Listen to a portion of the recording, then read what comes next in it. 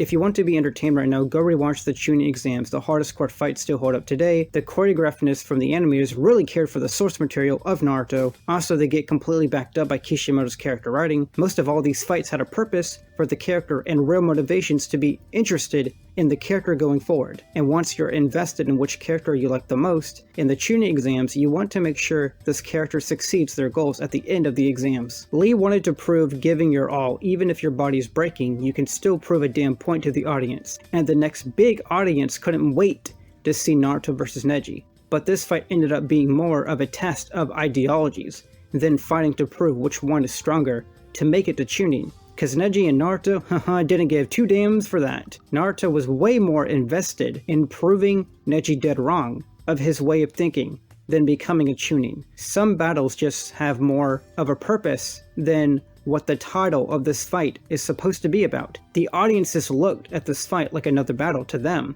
but to Naruto and Neji, they weren't fighting at all to make the crowd go wild or to greater their rank. Someone's way of thinking and believing in certain things is in the wrong between them. And the more they fought, the more they knew about each other. Neji truly believed once we are born, we can't do anything about ourselves. Yes, Naruto is a shonen battle anime, but it's these moments of understanding and thinking of ideology is why Naruto would always stand out. Naruto vs. Gaara is a very fun, and I mean fun battle, but it's Gaara's whole screwed up backstory as to why you're enjoying the fight, because at the end of the battle, you're hoping Gaara and Naruto can come to terms with each other. One wants to understand the person, while the other wants to kill everyone. Somebody's ways of thinking and desires will win over the other. Finally, when the fight was over, Naruto made his point to Gaara that he will kill him to protect the people that he loves, more than he loves himself. But Naruto wanting to kill Gaara has a real reason to exist. While Gaara has a history of just killing people with no reason at all, he just wants to feel more alive if he does kill. And Gaara wanted to add Team 7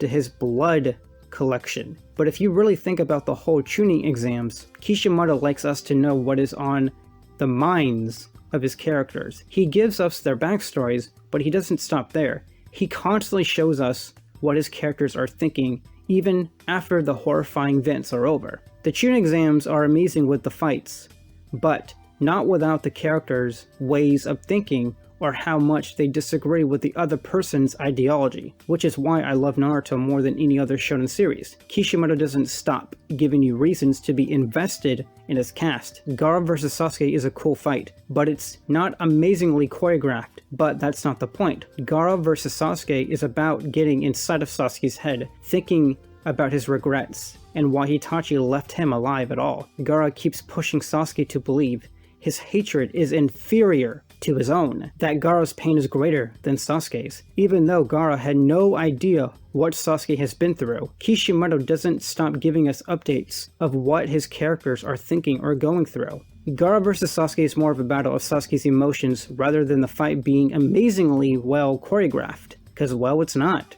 But who cares if it isn't? Without the amazing writing of Sasuke's mindset, this fight would have just been less interesting, because it's just Sasuke dodging Gaara on trees for the most part. The focus of this fight isn't the battle itself, it's just Sasuke. That's why it's memorable for completely different reasons than other fights in Naruto. The point of the Chūnin exams is to become a Chūnin itself, but there were much more important things to become and listen towards than just upping your rank. Naruto's path was to change someone else's beliefs. Neji's path was understanding what destiny really is, and for what it really means, and finding your real identity as a person. In real terms, Neji should have beaten Naruto for story purposes, but if Neji did win, he walks away with a victory and doesn't learn anything at all, and his character growth would shrink. So even if Neji does deserve to win here, the relationship between both Naruto and Neji would have went in a completely different direction, and the events that occur in the future for Neji wouldn't exist. Hope you understand. Sasuke's path, you can argue, was more personal and more mental for the character. You really get into Sasuke's whole mindset and why he tries so hard to survive in any crisis. He has a journey and a real purpose to keep surviving, to get closer for vengeance of someone who took everything from him. That is his older brother, Itachi Uchiha. As for Rock Lee, many believe he should have won the battle against Gaara, which yeah, they are kinda right, but Rock Lee needs to understand sacrificing everything, and sometimes nothing will be gained from it, does happen on the journey. Thankfully, he lived and understood the consequences, but he doesn't allow defeat or his body breaking on him to make him just quit. These are lessons on what makes a person grow and change. Imagine if both Neji won against Naruto and Lee won against Gaara. The pages that I'm showing you on screen in the later parts of the story wouldn't exist anymore, and these moments that made you love the character even more are happening only because they did lose in the exams. Sometimes characters losing makes them even more special than winning every time. Shikamaru giving up winning on Temari is both funny and understandable. It would be awesome if he did win. After learning he has an IQ over 200, he mixes his intelligent strategy with the sun to create more obstacles for his opponent. Yet, he didn't care at the end. He could have used his last 10 seconds of chakra. He had to try to win, but Shikamaru was like, nope, why even bother? So do you get where I'm getting at here?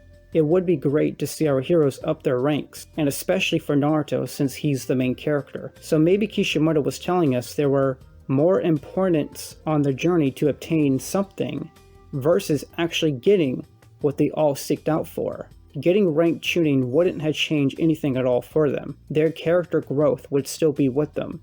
It's just the title Chūnin wasn't needed. They all showed us they don't need the title Chūnin to become something superior. They already proved it with their actions along the way. The Chūnin exams handles a lot of weight given to our favorite characters. It's a test of pushing them mentally and understanding themselves as people. Lessons from hatred to destiny and understanding what being alone really does to a person.